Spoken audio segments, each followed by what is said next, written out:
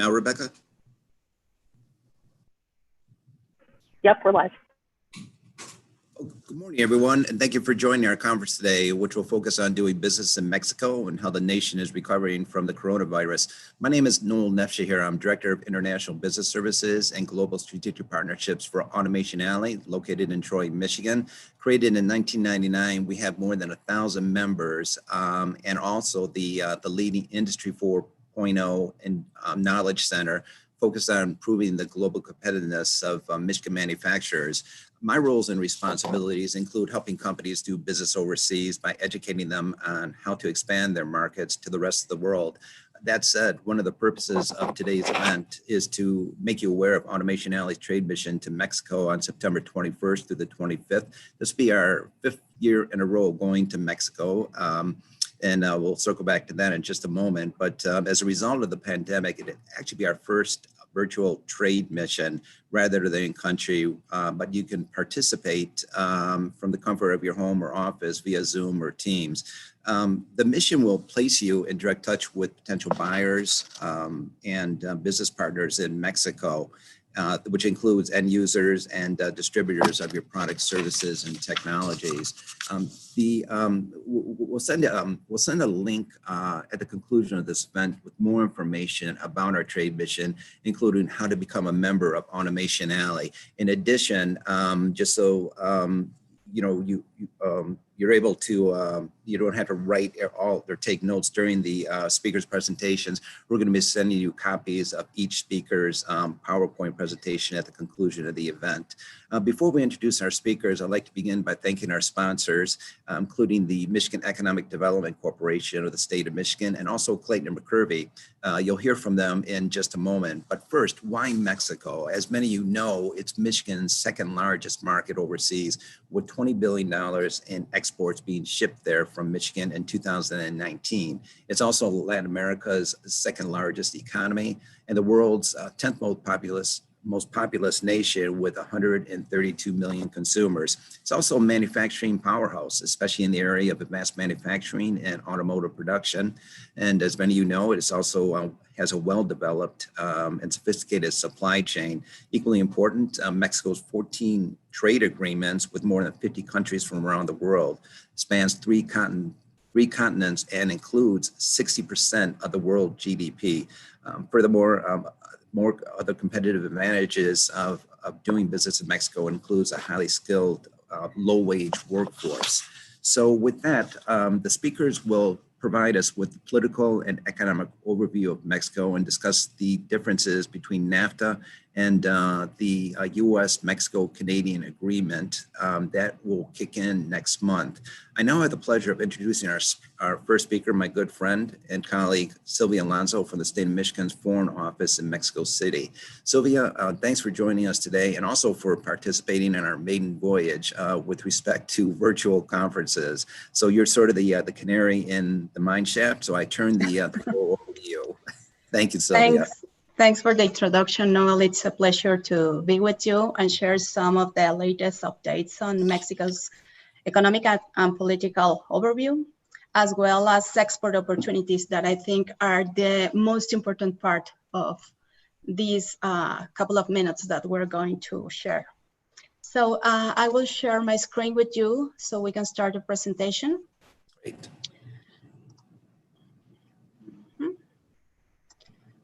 Just a second, please. Thank you. No pressure here, Sylvia. There you go. Perfect.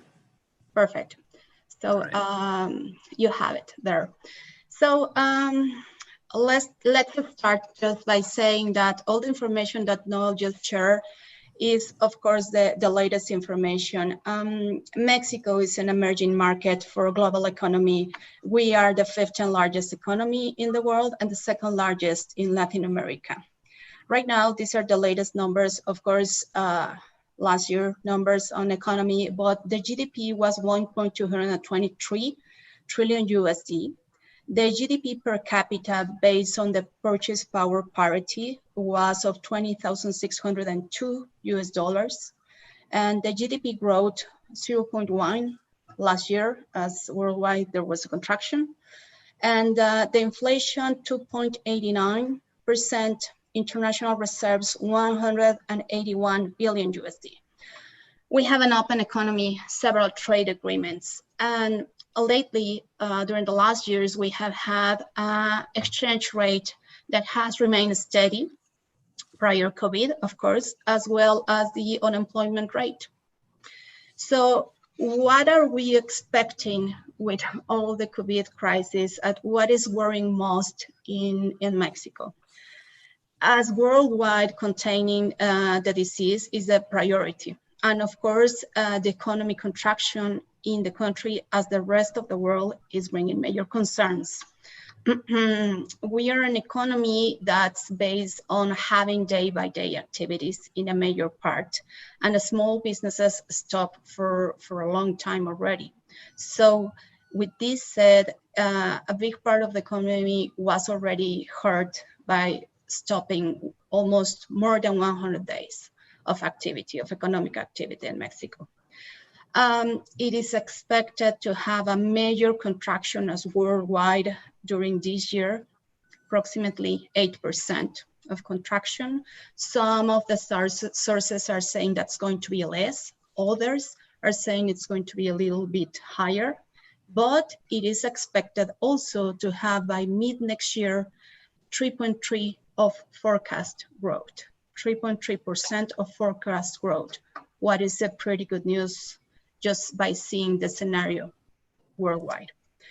How is this happening? Of course, we have started commercial operations already, and Mexico is gradually lifting state by state restrictions. Of course, the risk remains in all the country, but the economy has already started moving. With this said, as you mentioned, Mexico is a very young country, and it's going to be it is already the 10th most populous country worldwide. We have almost 133 million inhabitants, and we're a young country. As you can see, 27% of our population is between 15 and 20 years old. And then we have, of course, 51% of women in the country, 49% of men. All of them with economic activity, almost a major percentage. So everybody is like integrated in working right now. How is it the political overview right now in Mexico? Well, as probably you also know, the president of Mexico right now is Andrés Manuel López Obrador. He is known as AMLO in all the country. He's the leader of the Morena party. This party is the National Regeneration Movement, and he took office in December 2018. So his party broke the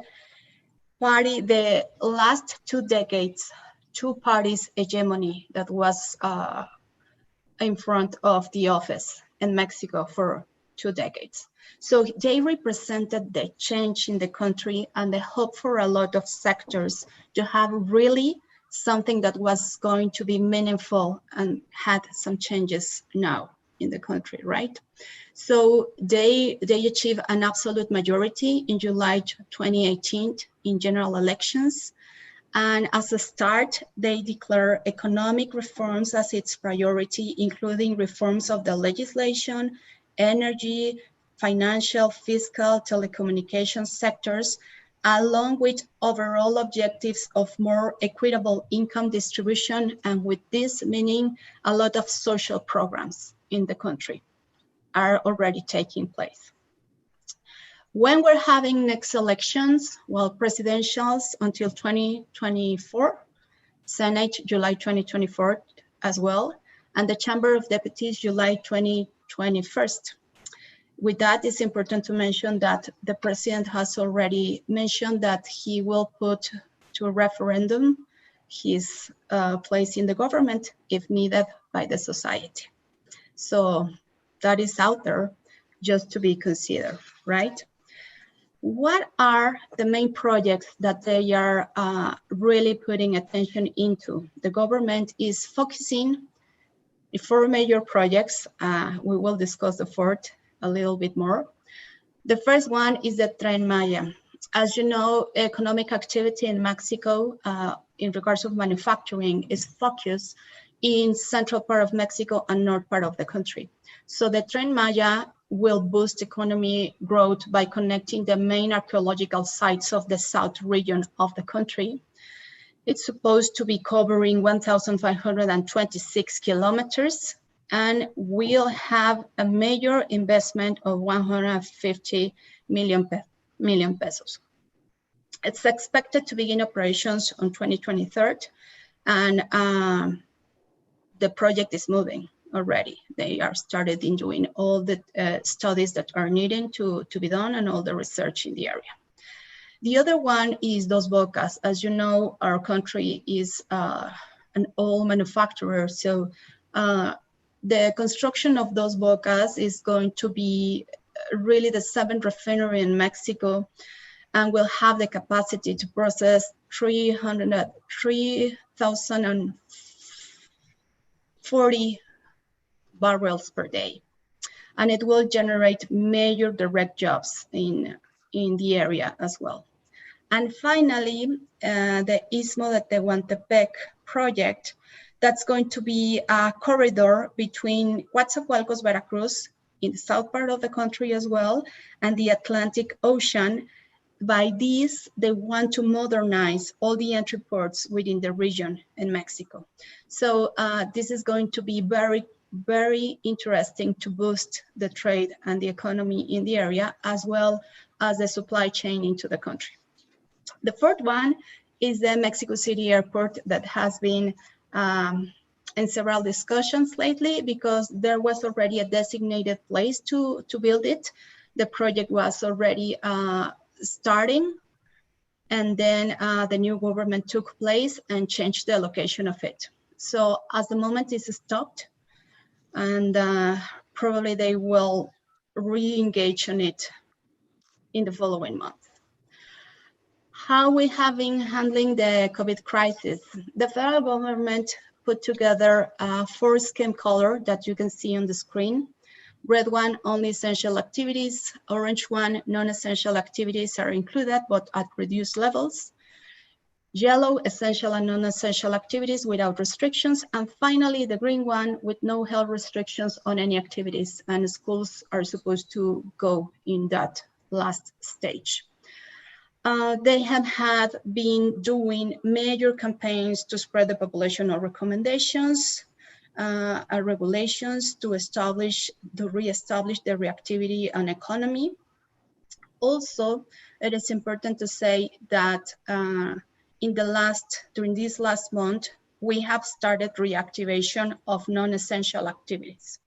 So as June 1st, construction, mining, and transport equipment, including, of course, the automotive and the aerospace industries, were already included and were declared essential activities. So they started the process of self-certification to comply with all safety measures established by the Health Secretariat on June 1st. It's a self-certification that they have to comply with, and they have to do all these regulations, compliance, introduced through website, and of course the authority can visit them to assure that they are complying with everything. There are companies that are already working. Major part of the OEMs in the automotive industry are already working. Some of the aerospace companies as well. Others are finishing the final parts of the certification, but automotive and aerospace in the majority of the states are already in. Puebla, the state of Puebla is a different case right now. Why? Audi and Volkswagen are located in there.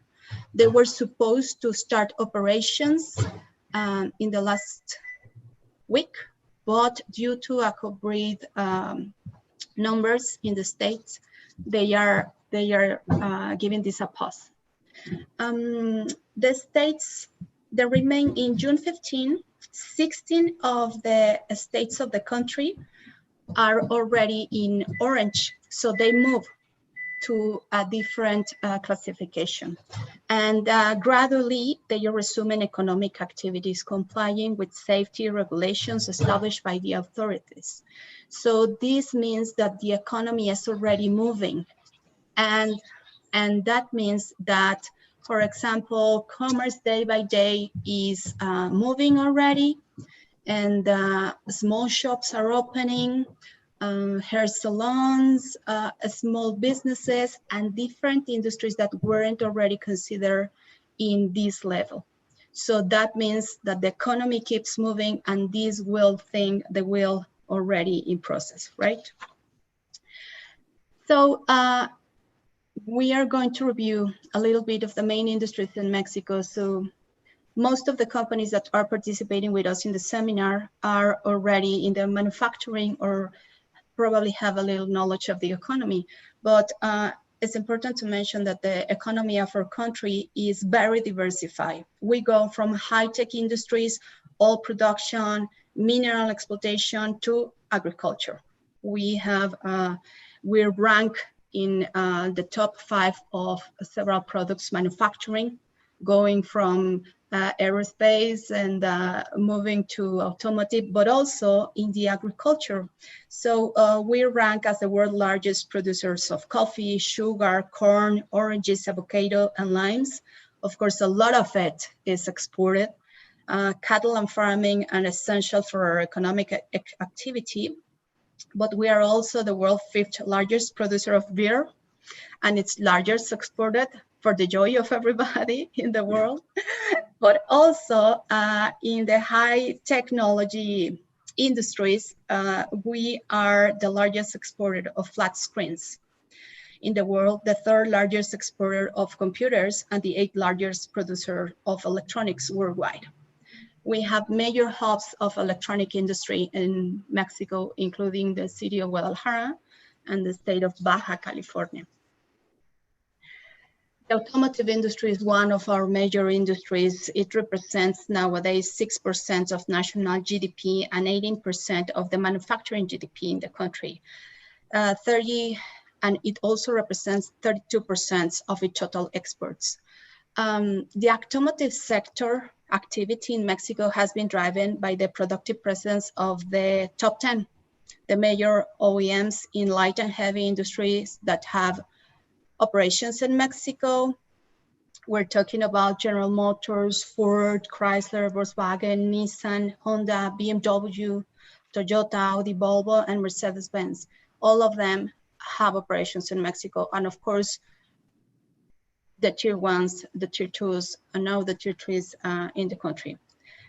More than 84 cars and light truck models are produced in Mexico as today, and we are the 6th world producer of vehicles in the country and 4th exporter of light vehicles. The world's 8th car, truck, and part component producer, we also rank. And we have 18 production complexes located in 11 states of Mexico.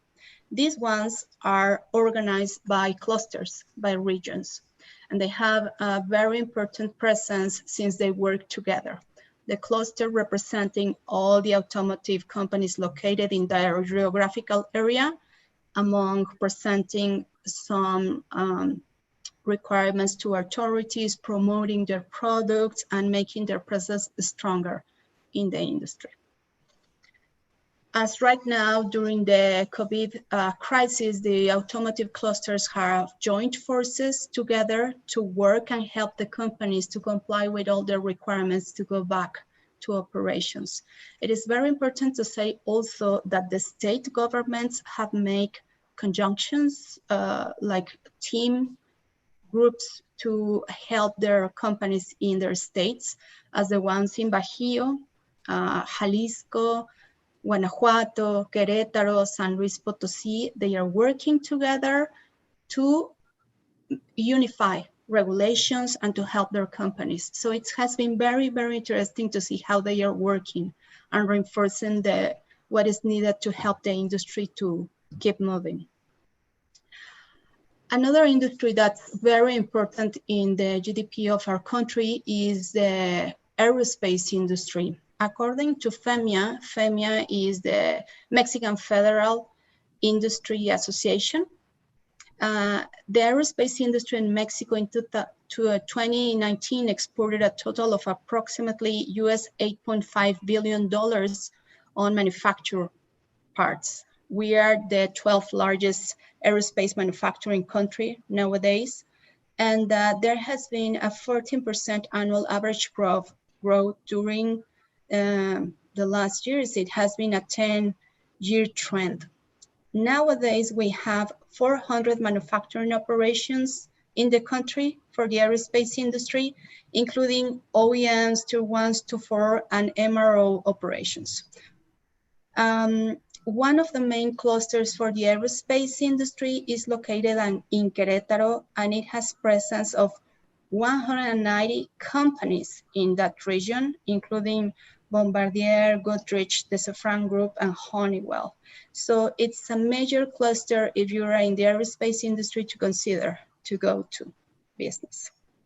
Also, real estate investments and the construction sector is very dynamic, mainly boosted as right now by government projects, of course, and private economy as well. With that said, we can analyze a little bit of the regional opportunities that we can find for our companies. So Mexico City being one of the most populous cities in the country, represents major part of opportunities for businesses in services, a little bit of automotive because major headquarters are located in there of the OEMs still. We also have a big development on IT in Mexico City, as well as pharmaceutical industry, strong one. Guadalajara is the second largest city in the country. The main industries in this city are electronics. It is known as well as the Mexican Silicon Valley, food and beverage and industrial processes, as well as agribusiness and packaging. The third location, and it's a major location, is Monterrey. It's a USMCA corridor, of course. Major investment in manufacturing. It was known at some point as the Mexican Pittsburgh because of its steel industry. Major hub for the automotive industry, household appliances, electronic equipment, packaging, also software. They have a very diverse economy that can be very interesting for different companies. And we also have Querétaro that have lately boosted as one of the major destinations for doing business. Why? Because of the automotive and the aerospace industry, as well as the appliances. It's a very cosmopolitan city that can offer different options in regards of economic opportunities. The impact of NAFTA, as it was known, and my colleague Tim Fernerty will go deeper on what this means in changes. I was just wanted to share with you some numbers. Why? Because it is important for all Michigan companies to know what it means really in trade, the impact of this free trade agreement, what it has mean for both of our nations, and the strength of ties that we have together into the supply chain for different industries. So it's the world's largest free trade area, 489 million people. US-Mexico trade has increased fivefold since adoption of NAFTA when it started in '93 to around 614 billion in the last year. It has really boomed. It's a major part, of course, of Mexico's economy, but also it's a major part of the United States economy. We are very tied together in the links of commercial side. There's mutual recognition of agreements, no tariffs on US exports to Mexico, of course, with the new review of which has to be taken in consideration under USMCA. But institution of dispute resolution process, trade has grown faster than infrastructure. That's one thing important. But as right now, Mexico is the United States' first largest trading partner. This is the first time that this happens. Mainly, this has been driven by China's dispute with the United States, of course, and Mexico is the second destination for all US exports right now. 26 American states depend on Mexico as their first or second destination for exports. And there's more than 1 billion USD day in two-way trade in this area. So it is very important to say that Mexico and US maintain a highly integrated production chain, and our industries as the automotive are very tied together. And with the new free trade agreement, the regional value content will increase, and this is going to be more important than ever. You can see a little bit of information here on US states for which Mexico was #1 or #2 merchandise export destination. As you can see, there are major exports of the United States into Mexico in almost all the states from the United States. So this will make you consider the country as your destination for export. A little bit of principal merchandise trade in between the countries, but mainly exports to Mexico from the USA go, of course, in motor vehicle parts and accessories, oil, office machinery and parts, miscellaneous express shipments, electronic apparatus. With these, we cover almost all the manufacturing industry, and this is, of course, just general information. We can provide you with more detailed information if needed.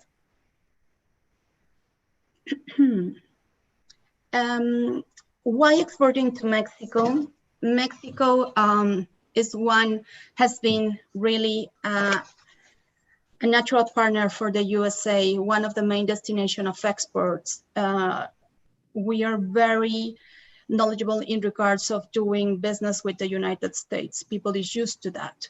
And the USMCA will be a detonator of new trade and investment options for both countries. Why? For several reasons, but one of the main reasons is that the relocation of some of the companies that integrate the supply chain in different industries from Asia to the Americas to increase their regional value content and comply with the USMCA will make this shift. And that will be meaning that you will be having more opportunities into the Mexican market to sell to these, either your components, your machinery, parts, to the companies that are relocating to the country. Where are the sectors where we see export opportunities?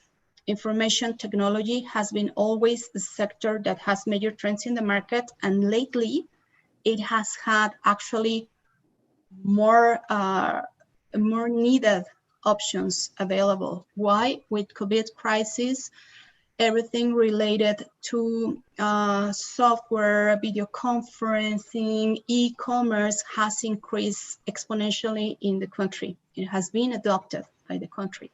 So having more options in regards of IT will be a good market for Mexico.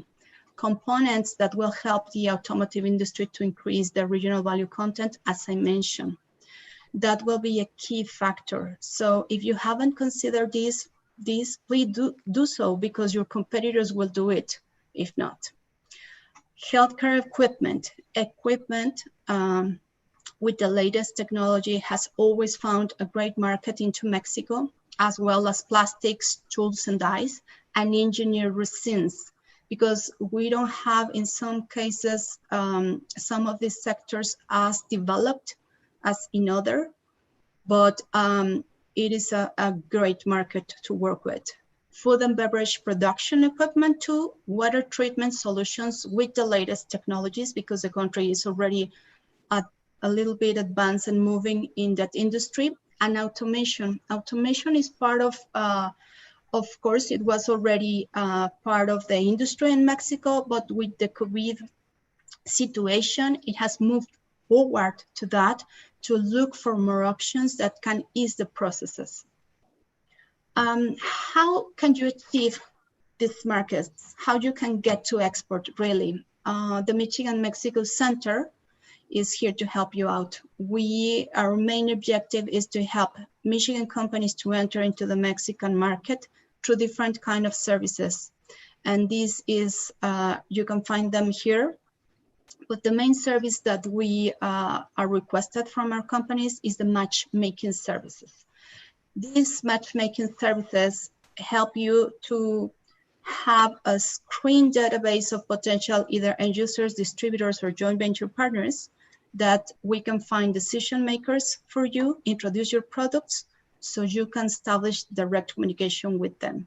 And at this point, we're offering also setup of virtual meetings in your behalf. This is a service that we provide, of course, through MEDC, and we will be here to help you out and do what is needed to get you into the Mexican market at this point. I will leave you with my colleague, Tim Finnerty, that will go deeper in the USMCA and what it means for companies. Thanks for the time, Noel. Sylvia, brilliant presentation. I was wondering, can you take a few questions? And by the way, for the people that are participating on the call, if you want to ask a question, just go to the question bar and submit it to the Q&A section. So, Sylvia, I was wondering if you could talk a little bit about the supply chain shift, given the current trade tensions between the U.S. and China. Is Mexico witnessing a supply chain shift from China to Mexico?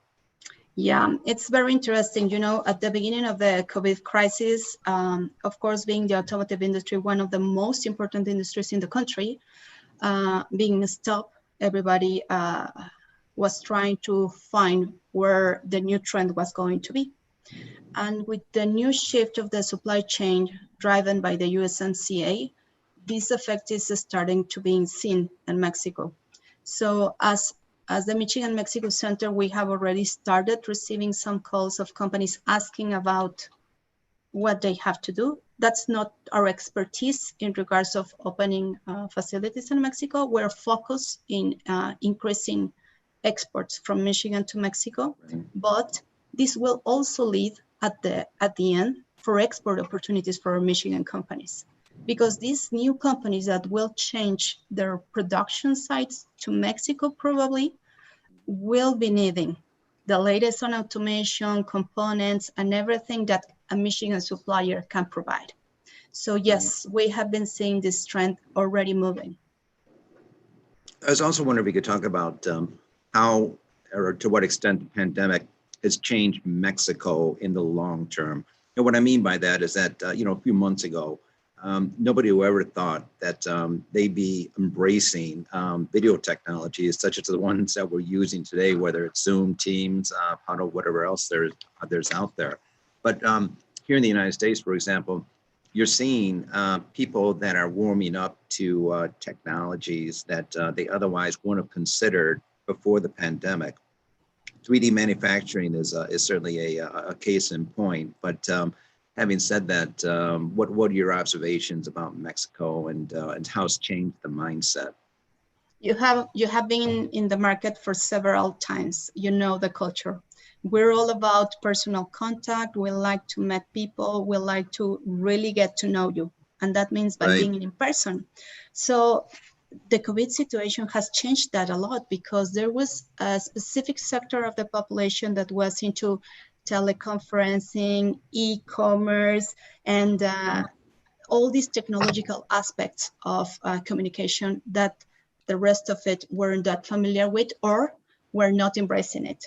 Nowadays, it is mandatory, and that huge step that hadn't been taken, but part of the population is already in place. So people is embracing teleconferencing, mostly in businesses, and it has moved towards the social environment. So now it's being used for family reunions and other things, plus businesses. So companies are just saying, yeah, sure, let's do a virtual meeting to review the details of this proposal. And this is fantastic, because this can give you the option of reach out maybe to companies that were in a very distant state that you weren't able to visit when you were in Mexico. Sure. So everybody's feeling very comfortable about it. E-commerce has grown 60% in Mexico since the pandemic started. So it's pretty. That's phenomenal. Yes, and the other part, a home office. A home office, the culture was a little bit reluctant to adopt it. Right. Everybody is doing home office right now, and it's expected that a major part of businesses will see the economic savings that they can have with this way of doing business right now. Also, like robotics and very advanced manufacturing that will allow them to keep distance in the manufacturing places between workers. And 3D printing has boomed into the country as well. So those are the major trends that we are seeing right now. Right. All right. Yeah. It's, I always found myself to be more productive in the office, but I'm finding, working from home, I've kind of forced myself to, become more productive. They always say that crisis is a terrible thing to waste. But anyway, I was wondering, there's, despite the fact that teleconferencing has been a substitute for interpersonal or face-to-face interaction, really in the end, you do need that face-to-face, being able to meet people personally. In other words, I guess what I'm suggesting is that there's really no substitute for personal interaction. No, but and I agree with you. Yeah, but these technologies, are certainly bridging that gap until we get the all clear signal. I have a couple of questions from our participants. Do you have direct contacts for new self-storage technologies? New self-storage technologies? Yeah, did I read that right, Lisa? Yes, I think it's Can the questionnaire chime in? Can the questionnaire chime in and clarify the question? Yes, please do so. Or I'm more than open to receive emails. My email is here. And then I can establish direct communication with the company that is asking this, and we can discuss how we can help them. Sure. Okay. And another thing too, I think Jacob will cover this a little bit later in his presentation, but how much do your services cost? Our services do not have a cost because we work for MEDC. So exactly. Jacob can cover more of this. Yeah, sure. To use our services, you just have to submit your request with MEDC. Right, and, exactly. We just have to look at our calendar of activity to let you know when we can start working in your request. But absolutely. we have work. Yeah, I'm sorry, go ahead. I was going to say that we have worked with several Michigan companies, not only one project, but in constant basis. So this will not represent a charge for you. The other question is, and I think I might be able to answer it for the questionnaire. Is it similar to the U.S. commercial service? And I argue that it is. It's very similar in terms of the matchmaking meetings, but do you want to chime in on that? Yes, sure. Of course, the majority of the services that we provide of course, are similar because we are at the end working as an extension of your company. But in this case, to get into the Mexican market, in this case, we're only devoted to help Michigan companies. And personal attention to all the projects is there. And we are not, as I mentioned, one solo project for you. We like to see ourselves as part of your company. Right. You're really an extension. Different stages of the project. Absolutely. So I'm going to ask that questionnaire. You have your contact information up there to send his question directly to you and perhaps clarify what it means by self-storage technologies. Intuitively, I think I know what it is, but I'm going to leave it up to him to clarify that further. So anyway, I'm just wondering, do we have any other questions for the participants? So, okay, well, with that, I just want to remind everybody that you'll be getting a copy of Sylvia and all the other presenters' presentations at the conclusion of this event. But Sylvia, wonderful job. Appreciate your insights, and we'll look forward to seeing you soon in well, maybe, I'm sorry, I'm so used to going in country. We look forward to seeing you again soon, virtually speaking, September 21st to the 25th for Automation Alley and MEDC's trade mission there. So thank you again, brilliant job. So our next speaker is Tim Finnerty, shareholder at Clayton McCurvey. Tim, thank you so much for being a sponsor of this event. And you're going to talk a little bit about, among other things, the difference between NAFTA and the U.S., Canada, and Mexico free trade agreement, which goes into effect, I believe, July 1st. So with that, Tim, the floor is yours. Thank you. Thanks, Noel. I appreciate that. Yeah, just a little background.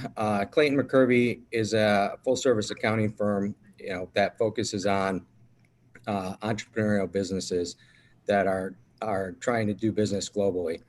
I head up our Mexico side of things, as well as our industrial automation group segment that has a lot of clients that go to Mexico. So today I do want to take some time to kind of go through some of the things that we are seeing in Mexico. The Mexico overview I probably won't touch on, since Sylvia did a pretty good job, but I do want to talk a little bit related to expanding to Mexico, what we've seen with our clients and prospects that are thinking about going there. I think Sylvia touched on a few of those things, but we'll try to touch a little bit more, and then kind of talk. Tim, I was wondering, Tim, could you broaden your screen so we can see the PowerPoint presentation? Lisa, are you seeing it over there? Are you seeing Tim's PowerPoint? No. No. Oh, I see. Okay, Tim, just a moment. Sylvia, I think you have to. Oh, is it? Okay, but can we broaden? I see it on my end. Oh, yeah. Okay, there. Well, actually, now we have. You see it? Okay, great. Thank you. Sorry about that, Tim. Please continue. Is it okay? Everyone can see it? Yep. All right. So we're just kind of touch on some of the key points of the USMCA. There's a lot to it, but we'll kind of touch briefly on that. And if anyone's got any questions, we can answer those in more detail. And then just a little bit of some of the different services that Clayton McCurvey helps with. So everyone will get the PowerPoint stuff so they can see some of this, but Sylvia pretty much touched on all these items. Again, on the North American value chain, I mean, we kind of focus on automotive and electric and electronics within our client base. So we kind of had this up here.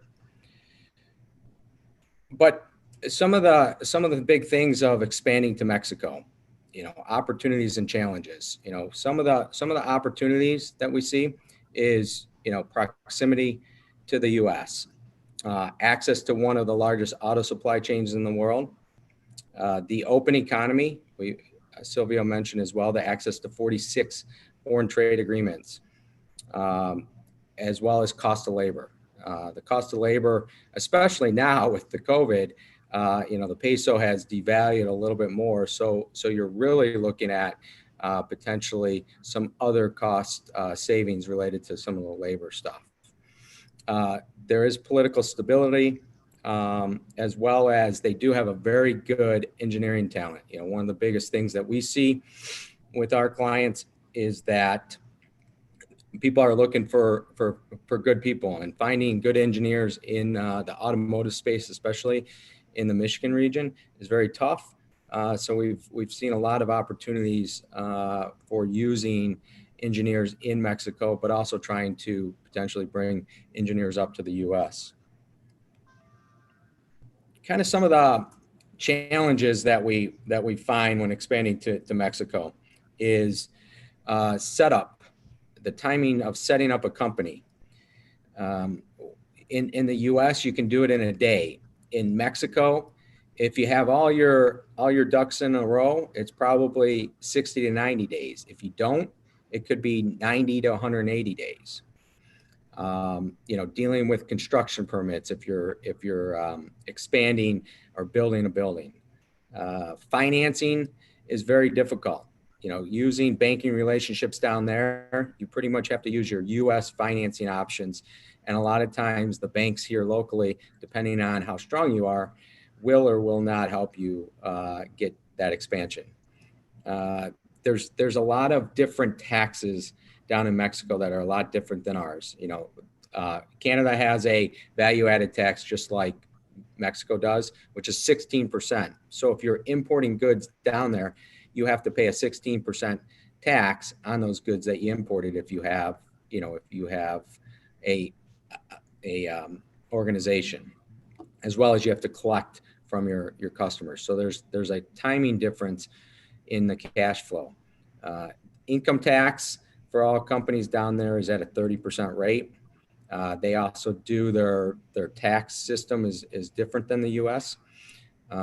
You get what they call a coefficient, which is if you made money the following year in 2019, when you pay your tax in 2020, you're going to get a coefficient that you now have to pay each month, even if you're not making money. So it can cause some cash flow issues as well there. So one of the big things when you're looking at the challenges is really understanding your taxes.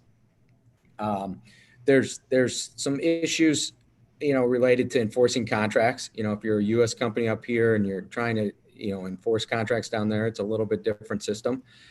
So it takes a little bit longer.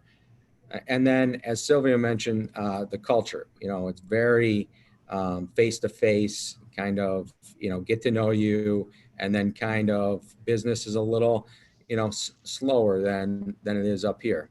And just kind of, they work hard and get things done, but the timing isn't as pressing usually as it is in the U.S. So we'll kind of get into, and Noel, if anyone's got any questions as we go through this, feel free to pop in and ask them. Thank you. But we'll kind of give a little update on the USMCA. So we'll kind of touch on the big items here. The rules of origin, which is really the biggest.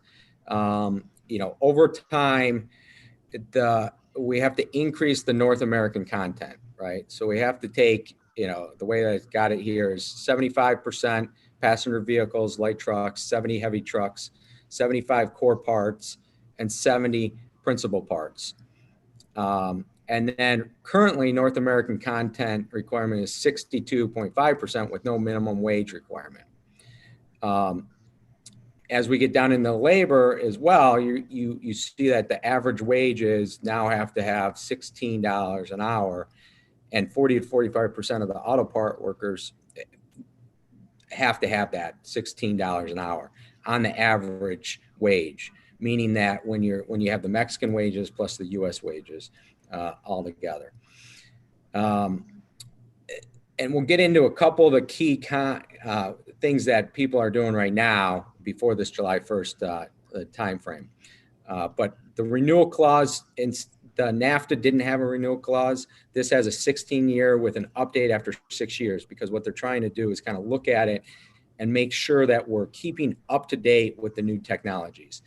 Sylvia talked about automation and some other stuff. And as those things come into play a lot more, your labor rates, things like that may change quite a bit because you might be automating most of your processes. So there might not be that much labor content in the cars and vehicles. The other item here is steel and aluminum, and this is one of the big areas that I think is going to potentially could cause a little bit of concern. Is at least 70% of the vehicles produces annual steel and aluminum need to be procured mostly from North America. One of the big issues that we have right now, and this has been something that President Trump was looking at, is that we're putting tariffs on stuff that comes in related to some of the steel and aluminum, and they're trying to get North American plants up and running, but there's not enough production facilities, and then building new plants take time, effort, money, and is it really worth the cost? So, those are some of the things that some of the automaker makers are looking at. I think, talking with some of my colleagues at Clayton McCurvey, one of my other, we have a full-time manager involved in Mexico consulting. His name's Carlos Calderon, and he's been dealing with a lot of conversations, and some of the foreign automakers, the Asian ones, are looking at potentially not meeting some of these rules, and will just pay the tariff that we'll talk about briefly on these on the cars. So it may make more sense doing it that way. A couple different things is there's caps on this, 2.6 million in vehicles, exported to the US, and 180 billion in auto parts. So an example right now is, the Mustang is, built in Detroit. 65% of the total parts are sourced from North America, which meets currently the threshold of the 62.5. But you can see that the engine, the manual transmission, and the doors are all the items that are NAFTA or USMCA built, US, Mexico, and Canada. The rest are outside. So in the future, there would have to be some change to this to make this hit the 75% threshold, which goes into effect over time. And briefly here, I'll describe a couple of different scenarios as well. But if, for example, you can't meet your tariffs, there's going to be a 2.5% tariff for cars and trucks. Right now, 75% meet the 62.5. Only 25% face tariffs. So, you're looking at the majority already are there. They have made a couple additional these alternate transitions. Basically, this 5-year transition period versus the 3-year. So most of the auto companies are electing to go to this 5-year transition period, meaning that within that period of time, you're going to go from this, you got 5 years to go directly from 62.5 to the 75. So for example, on the Ford Mustang, they won't have an issue into the 5-year transition plan period. And one of the things that this does to a lot of the auto companies is, if you really think about the platforms that you're on, the platforms change over every 3 to 5 years, most likely. And therefore, that's why they moved it to this 5-year transition period, which you have a deadline of July 1st to make that that change, as well as you have some lower regional content requirements. And then your main requirement is just that you need to have a letter exposing the reason, a detailed business plan to meet that regional content requirement. So those are some of the things that it was trying to do that they added in to help make the transition to the USMCA a little bit easier. And some of the things that we've done then in the past to help our clients get down there is there's a lot of different things that you kind of want to make sure of. I mean, we talked earlier about cash flow, and really when you're looking at it, all this stuff comes into play. Site selection, really choosing where do you want to be. As Sylvia talked about, I think this virtual trade mission gives you some options now to really open up and look at potential, where are some of the really good customers that you might have located at, and you might be able to do some virtual meetings in those areas. And then you can kind of look at where's site selection. There's also, within site selection, there's a lot of states that have incentives in there. So you kind of would look at, okay, what types of incentives am I going to be able to get that might help me from a cash flow standpoint? Tax structuring, how are you structured here in the US that we can best structure you in Mexico to make sure that you pay the least amount of taxes possible. Project management of the expansion. What we mean by that is, you have your day-to-day business. We're helping you manage that project to make sure that everything is getting done that you need to. Talking with the people down in Mexico in Spanish, being able to translate memos back here in the U.S., understanding who do we want to go to, for legal advice or other things in Mexico. The financial reporting process. One of the biggest things that we're dealing with right now with one of my clients is, that when you got to report your financials up to the U.S., you're on a GAAP basis, and most of the time, the Mexicans down there are on, they're just doing it under tax, which is basically based off of invoicing. So if you have any percentage of completion or other types of things that you're gonna be doing based off of what you have, if it's project-based work or other types of things, there's going to be some differences in it, as well as, some of the employee costs that you have down there. We have our employee benefits. They have a lot more, as Silvio was talking about. The new president is also focusing on social stuff. And so there could be even more types of tax, payroll or benefit type taxes that could get input into there. So we also can help with the accounting, treasury, back office support, as well as kind of the operational consulting. We work with a lot of foreign companies that are coming over from Europe into the U.S., but then go to Mexico. And it may make more sense to own it from the U.S. side or from the German or European side or the Asian side. And so we kind of help with some of that stuff as well.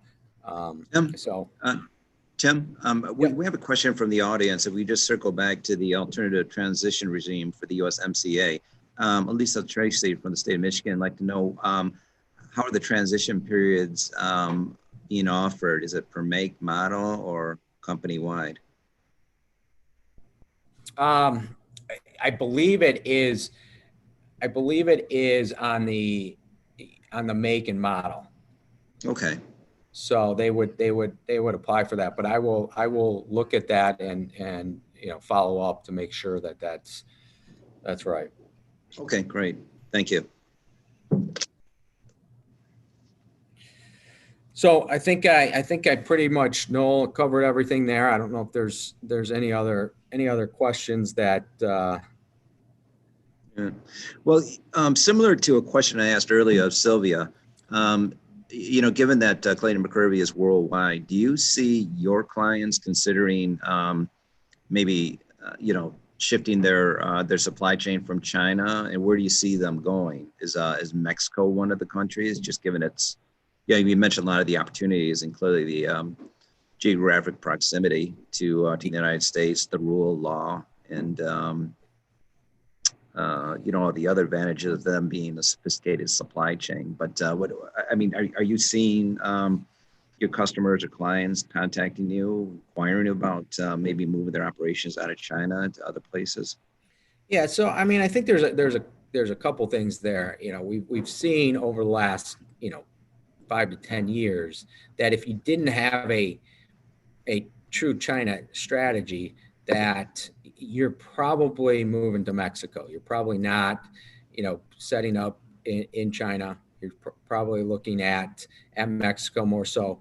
And if you do have a China strategy, you're full blown in China, and you're probably not exporting it back to here, depending on what you're producing. So if you're going to China, you're probably also going to Mexico, because depending on your product, you're looking at the talent and the labor differences that you can find down in Mexico right now that really adds some great value to companies here in the U.S.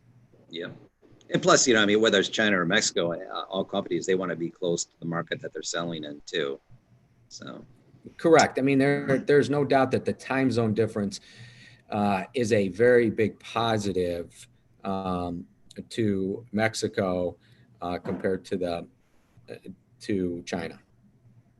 So Tim, just in closing, one final question. Can you talk about I mean, you talked about the opportunities, but what is the most common mistake that companies make when entering into the Mexico market for the first time? And then just to let me rephrase, what is the best piece of advice that you can give to companies that are exploring trade investment opportunities in Mexico? Do you want my real answer or the politically correct answer? No. I want the real. We all want the real answer, for sure. The thing that I see most companies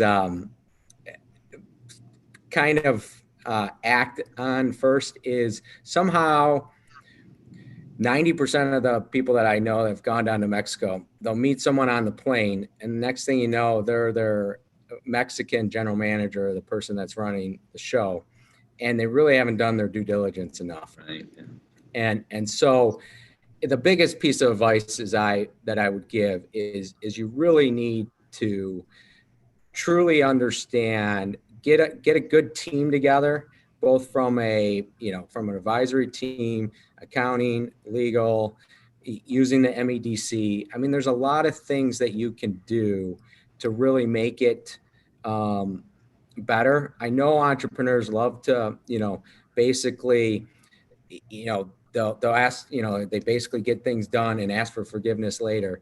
But related to Mexico, because it's a completely different culture and how you do business, that you really need to involve some more people in the process to make sure that you're getting the right advice.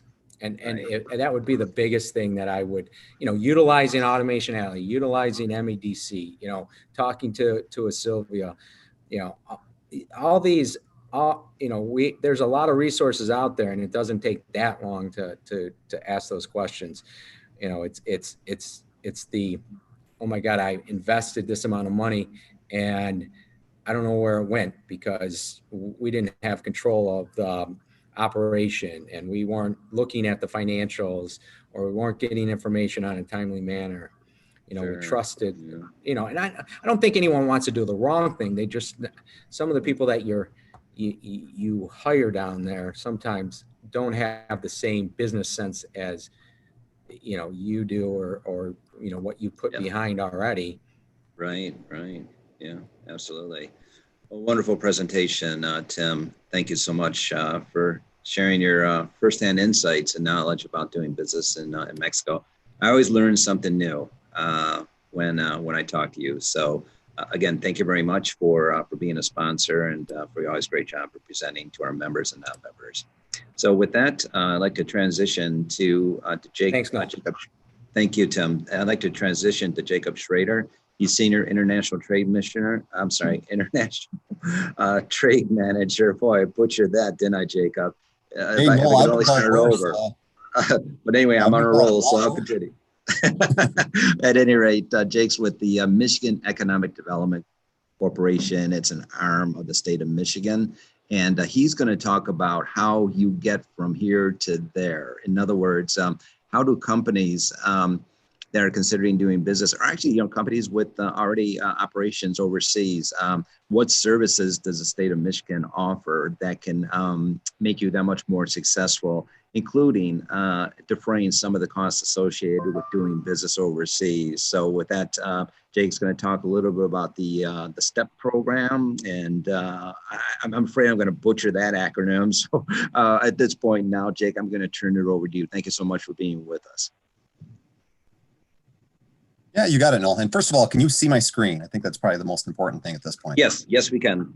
Okay, fantastic. Now, as Noel said, we do a lot of things at the state of Michigan, specifically the Michigan Economic Development Corporation, to help Michigan exporters really do more exporting.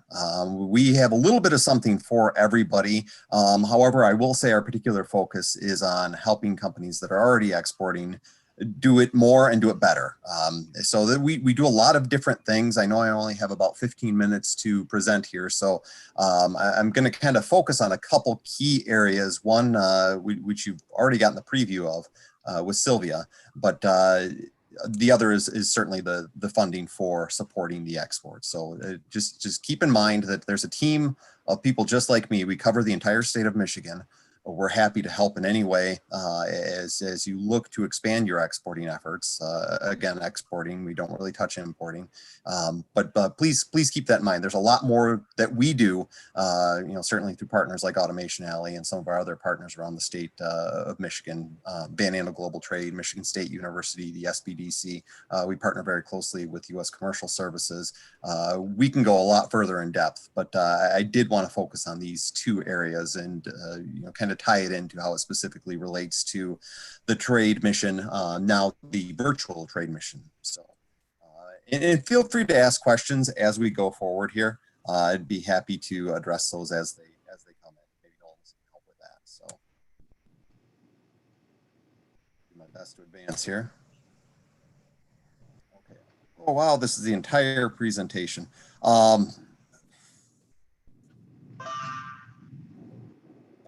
Like I said, I'm going to try to focus on a couple key areas. So you will have this, but like I said, I do want to focus on the state trade expansion program first and foremost. There's a lot of things we can support when it comes to funding your international trade efforts, and I really like to put it on a spectrum. Usually I use my hands for this. I like to put it on the spectrum of your sales cycle. So everything from the point of you're thinking about getting into a new market, all the way out to the point of you've made that sale. That's where there's going to be several eligible expenses that the state of Michigan can assist with.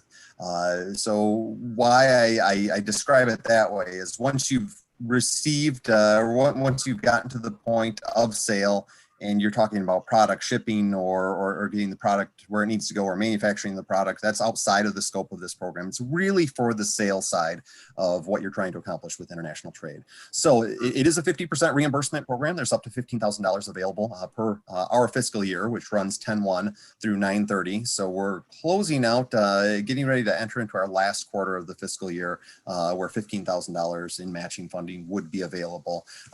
That's actually, it can be exciting news. Because if you haven't participated in the program, technically you would have $15,000 available. Again, you spend 30, get 15 back. You would have $15,000 available between now and September 30th. And then after that, the clock starts over again. So there's another $15,000 available at that point in time, once we hit 10/1 for that next fiscal year. And we anticipate the program to continue. The funding is from the SBA, so it is federal funding. The state of Michigan is gracious enough to employ me to help disperse this. And like I said, the other programs that we have are certainly efforts as a broader MEDC, but we do like to give out a shout out to the SBA for this funding to help Michigan companies. I'm also happy to report that 100% of the funding goes out to Michigan companies. So all those federal dollars, all of your tax dollars that are coming into the state of Michigan are going right back out to companies to support this activity. So what does it cover in general? I think I gave you an idea with the spectrum, but you can kind of see the laundry list here. So foreign trade missions, trade shows, things like airfare, ground transportation, paying for translation services, a couple other things like a website and marketing material that have some limitations, but certainly can work within the parameters of this program that certainly can help you. And really the idea and the premise behind this funding is if we can help you get more sales overseas, we anticipate that you will have to hire more people. Certainly you'll pay more taxes. While we're talking about an export of goods and services, we're essentially talking about an import of cash, and that cash in the Michigan economy is what's going to help us grow and thrive and weather economic downturns that we face. So I think I kind of talked about well, maybe I can touch on this in a more overall way, just talk a little bit about the process. So what we like to see is applications. We like to have a conversation and understand where you are with your exporting, but we like to see that an application from you, and everything is online. Used to be via paper. So if anybody's had a bad experience in the past, rest assured, we've moved everything online as far as the application process. And so we like to see that prior to your travel or your activity. So if you talk about the process, you would apply, we would review it, it would go through that process. At that point, you would go on your trip. And then you would come back and use another, actually the same online portal to request reimbursement. So it's very akin to filling out an expense report. So we want to make sure that we're doing our due diligence and make sure that people have indeed traveled. So it's really a relatively simple process. And I like to say that it's probably one of the easiest ways you're going to get money out of the federal government. So it's really a fantastic use of our federal tax dollars. I'm not going to go into it very deep, but the ROI we've seen on this is absolutely fantastic. So it is working.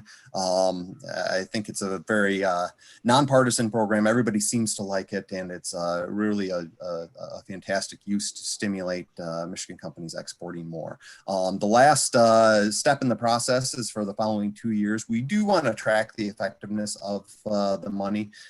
If it's not working, why would we do it?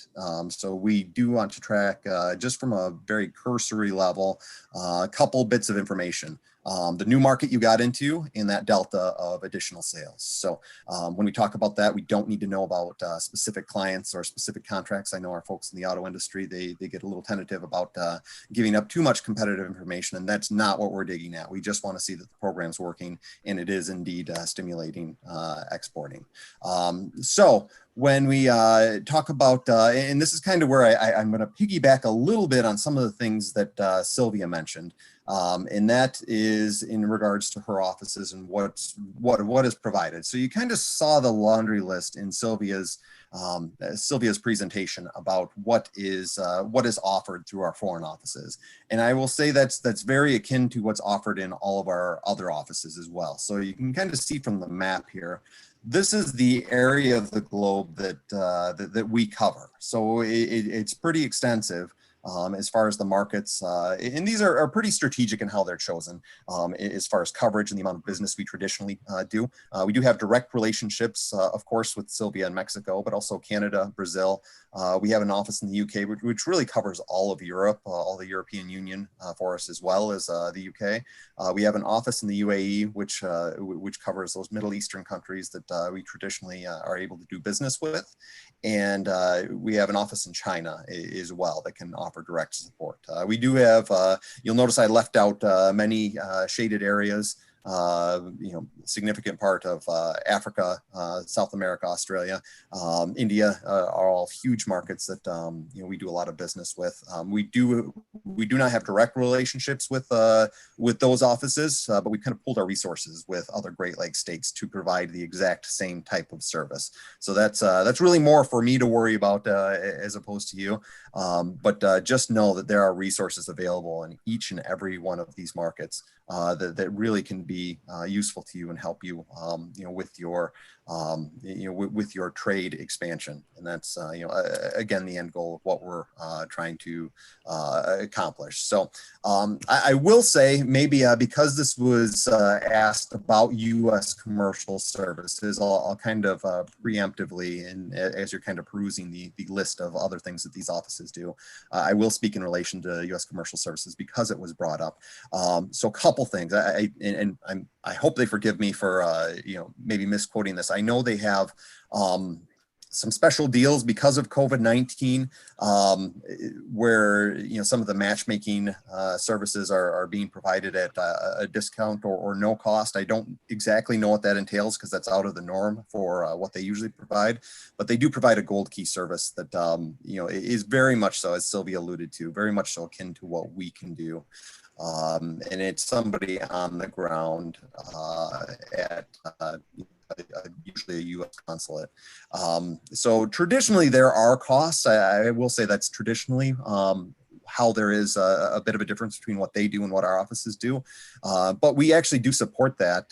So the reason I bring all this up is there's a lot of unshaded countries. So if you want to, approach, say, a Russia or a Ghana, where there may be opportunities, but we don't have an office, that's where U.S. commercial services potentially could come in and certainly offer some support as it relates to getting into those markets, matchmaking in those markets, maybe even learning a little bit more about those markets and how to do business. But just for one other thing I will add to Sylvia's comment, she's absolutely spot on as it relates to the number one service that we get requested from these offices are that matchmaking service, helping to find either strategic partners in the form of maybe direct customers or a sales agent or a distributor. All of those are probably our most common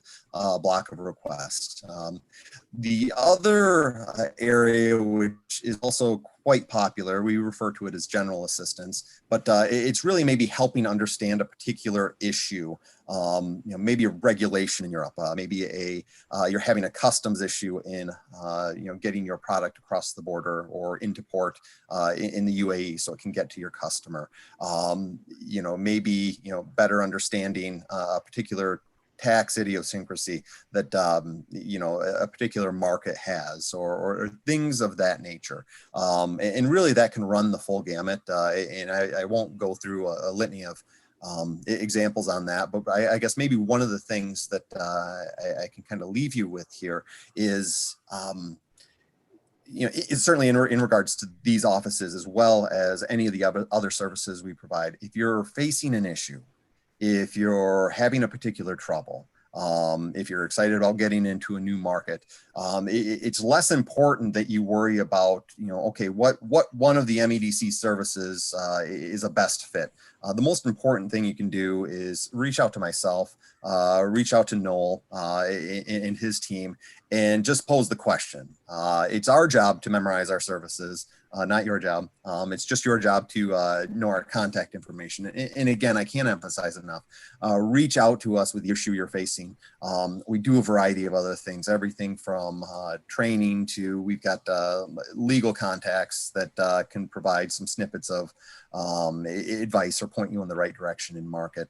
Market research resources. We've got a little bit of everything, but again, we know them inside and out. Chances are between us, we either do it or know somebody who is very adept at doing it and can support you in that way by being that referral mechanism to help you really get down the road that you're trying to get down and address the issue that you're facing. So again, don't worry about plugging it into one of our programs. If you've got an idea for a use of STEP funding, if you've got an idea on how maybe one of these international offices could be of assistance, pose the question and, we can get into that. One other Jake, thing that, Jake? Yes, sir. Jake, I'm Yes. sorry, this is Noah from Automation Alley. I think I'm in the voyeur mode, so my picture's not up here just I as see well him. because I got a face for radio. Oh, it is up there. So a question I have regarding your translation services, because you also do web translation services as well. So this way, customers around the world where their second language is English can find you. Whether it's translated into Spanish or Mandarin or German, whatever the case may be. Sure. So I just wanted to point that out because I think that's one of the best products that you offer. Yeah, and I can very briefly go over that.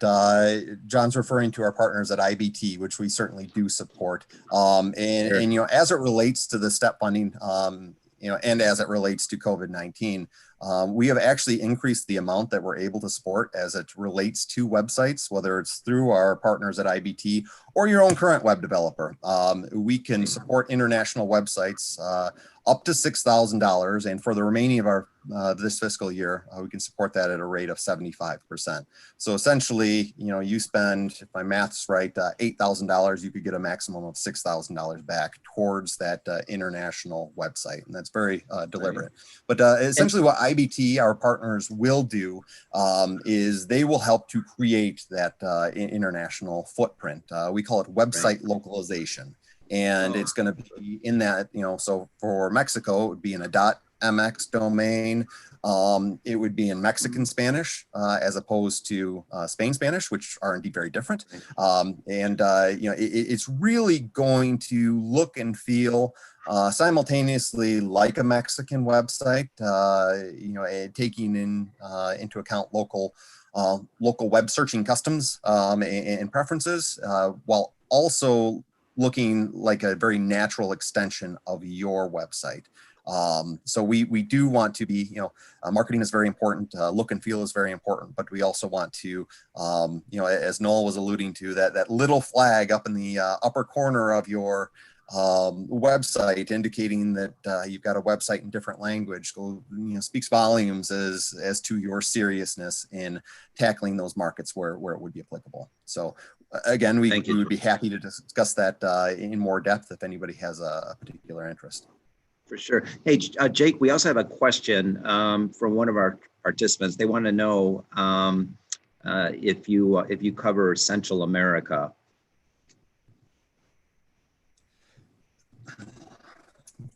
I need to maybe we can go back to the map and Okay. All right. to the extent and I'm stumbling on this a little bit because I do have customers. So I'm going to answer this a couple different ways. We do have customers that visit Central America quite often. They're leveraging the STEP program. They have staff that is very adept in those markets. But we do not necessarily directly have an office in those particular markets where we could offer the same types of assistance as, say, what Sylvia would offer.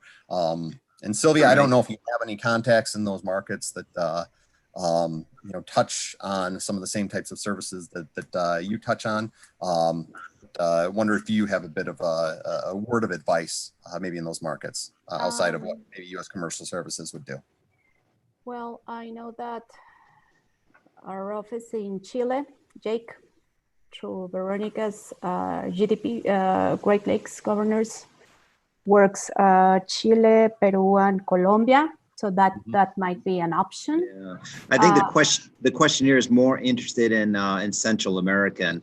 I'm sorry, Central America. Yeah. Whether we have direct representation for Central America, and he's asking about Mexico and South Africa. The latter two, the question is yes, absolutely. In fact, in addition to Mexico, Automation Alley, we're planning a trade mission to South Africa. Lisa, when is that mission? This in October. So the lady or gentleman that asked that question, if you'd just like to send us a email, we could further clarify the answer, and we'll give it to the Jake as well. So yeah, and like I said, we'd be happy to support some of the efforts of U.S. Commercial Services, even though we don't have a direct office there. So there Right. are resources. It just maybe absolutely. And again, once again, to the questioner, if the state of Michigan Automation Alley can't support you, then we will put you in touch with folks at the U.S. Department of Commerce, part of the U.S. Embassy. In all those Central American countries, they do a wonderful job in terms of matchmaking or identifying buyers and users or potential business partners for you. So, all right, continue on, Jake. Thank you. Yeah, and I'm just going to wrap up. You've seen some of the other services, or you've heard me mention some of the other services that we do indeed provide. Again, the market research, a variety of trainings, IBT with the website, Small Business Development Center does a fantastic job. A couple different products, international search engine optimization, so helping you market internationally. Basically, they undergo a research project as if they were a web searcher in in the market you're looking to get a little more information on. And there's a big difference between showing up on the first page of Google Mexico and page 100 of Google Mexico. So helping you understand and get through some of those issues. And they're also our number one service provider as it relates to companies that are very new to export. I'll harken back a bit to the STEP program. Traditionally, we're looking for a little more developed of an exporter, somebody who at the very least understands the rigors of selling internationally. Traditionally, we say somebody who has 2 years worth of documented sales, but for particular products, we may be able to flex on that a little bit. But we do are looking for-profit businesses. Again, can't do a whole lot of help on the importing side of things. So we do have partners that do have that expertise, even though we may not support it. But really looking for those, adhering to that SBA definition. So really from a couple employees up to, roughly 1,000 employees, depending on the industry. It's a little different for each industry and who would qualify for the STEP program, but, definitely is a little bit of something for everybody. I guess maybe with the one exception of, our programs really aren't designed to help, say, GM or Ford or Whirlpool. They just don't need our help. They're way past that. So with that, I'm going to kind of close it down, and I'm going to very quickly fast forward to our, here we go. Yeah. And unfortunately I brought up an old version. That's actually michigan.org. So my apologies for bringing up the wrong presentation here, folks. But very similar, very, very good content that holds true. So with that, I'll kind of throw it back to Noel, and then certainly make myself available to answer any questions.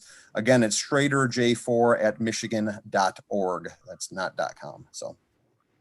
And again, we'll forward your presentation at the conclusion. Yeah, please do. And I did forward you the correct one yesterday, Noel. It's just, unfortunately, they're sitting side by side on my desktop.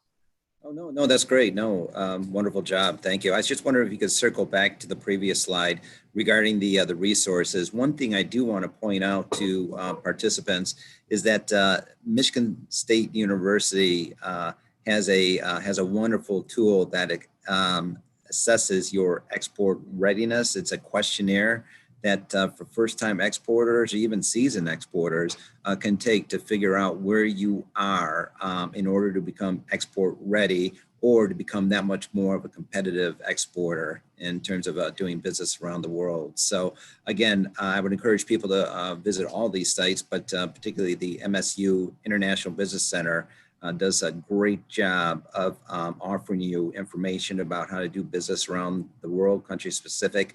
And yeah, just go ahead and Google the export readiness questionnaire if anybody's interested in looking at that and taking it to it. It's basically just a self-assessment tool. So, Jake, can you talk about, I mentioned earlier that Automation Alley, in partnership with your office, are doing trade missions to Mexico in September, South Africa in October, and then we're also returning to India in a latter part of January, February.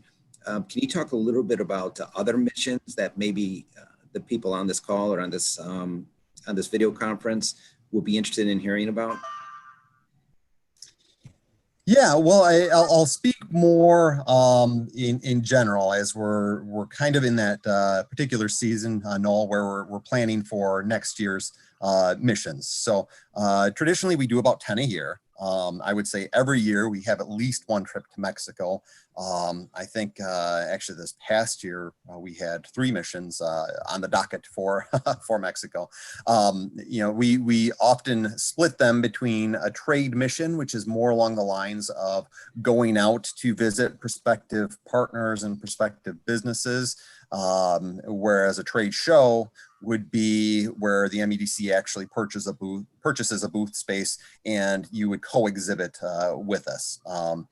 For example, we were actually on tap to go to Eurosatori, which is a defense show in Paris. Unfortunately, that was canceled.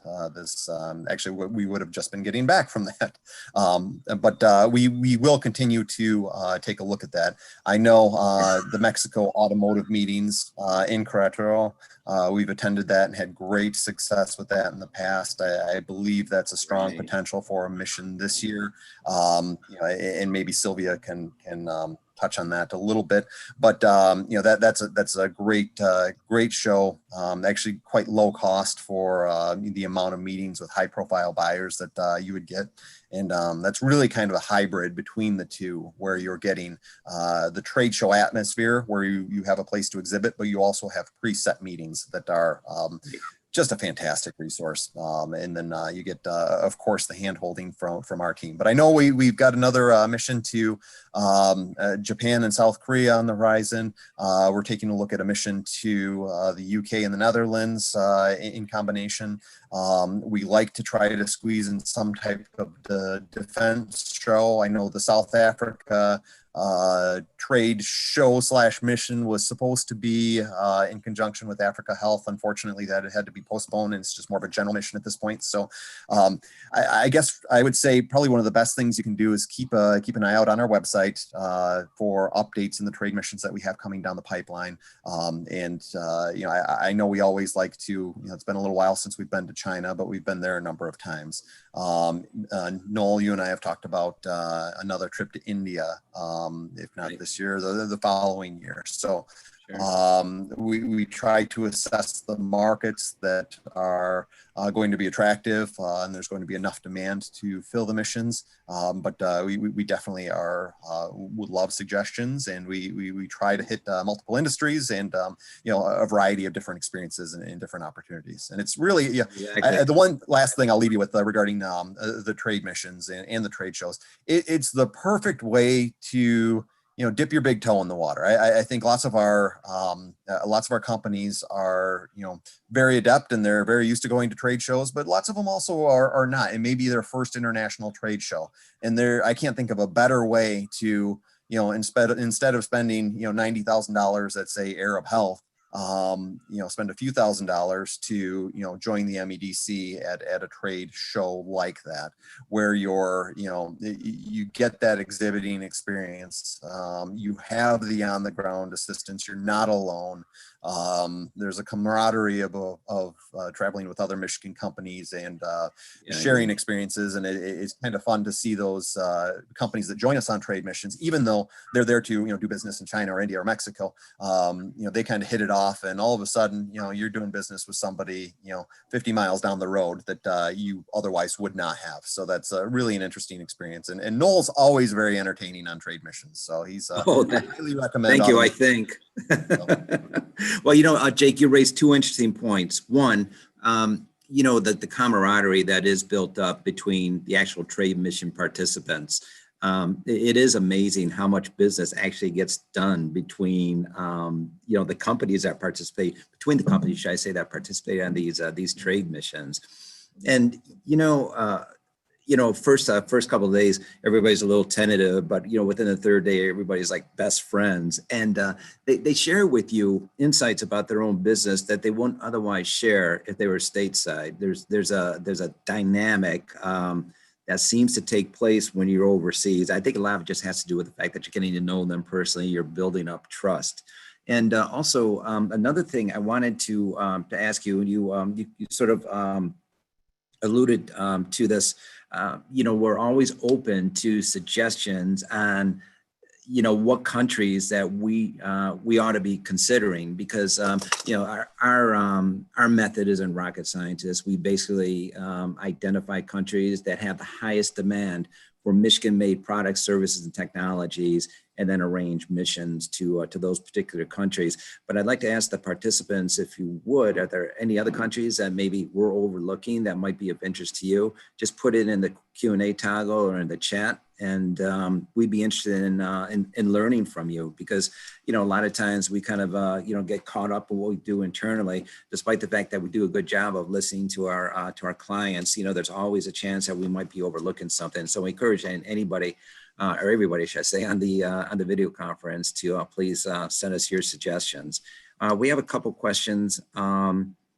Is the Mexico trade mission confirmed, or has that not been determined due to COVID? If not, well, actually, I can answer that question. We actually made a determination, Marcella, last week, that the Mexico trade mission is definitely on. However, it's going to be virtual. We're not going in country because, the fact that, COVID is still percolating. We don't want to risk the safety, security of our trade mission participants by going in country. We're not just picking on Mexico, but I mean, it might be the same for South Africa, might be the same for India. I mean, we're sort of in a wait and see mode.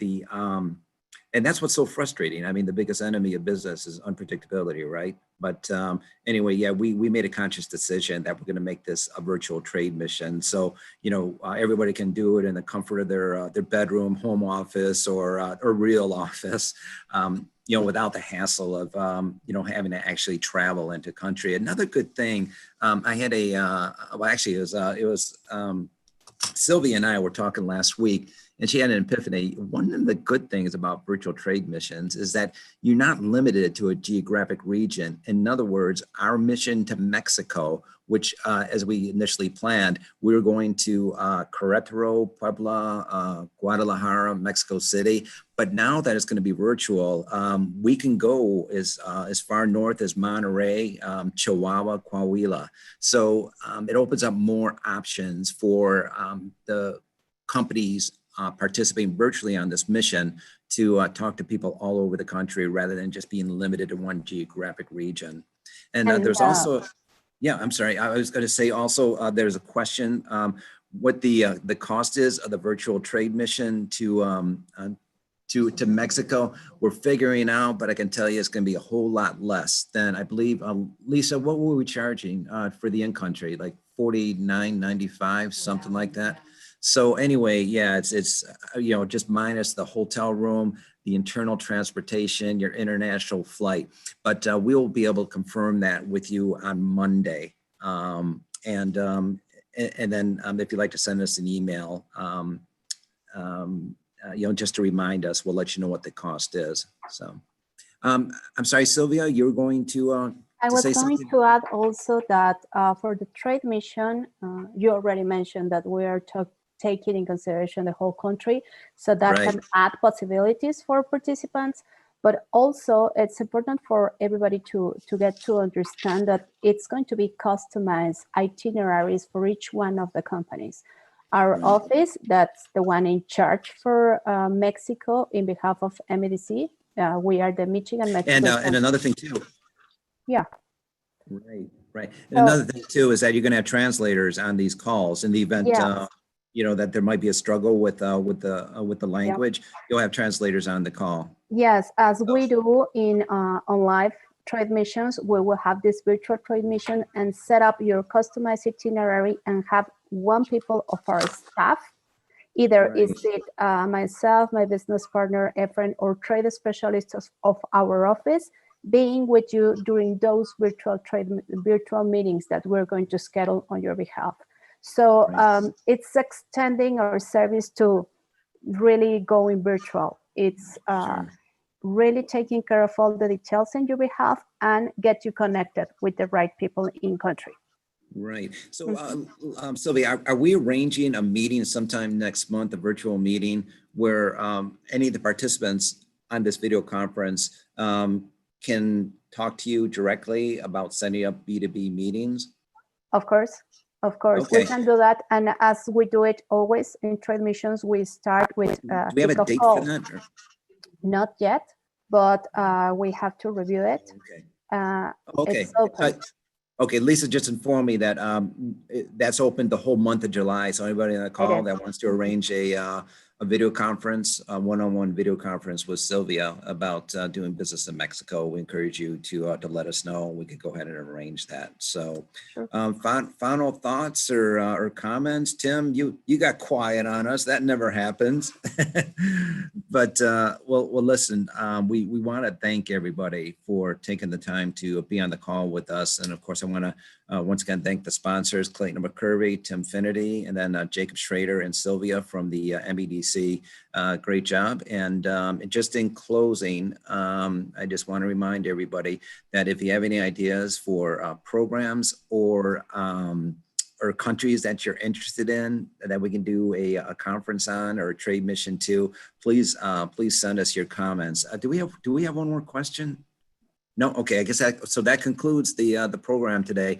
Thank you again, everybody, for joining. And Jake, Tim, Sylvia, always a pleasure.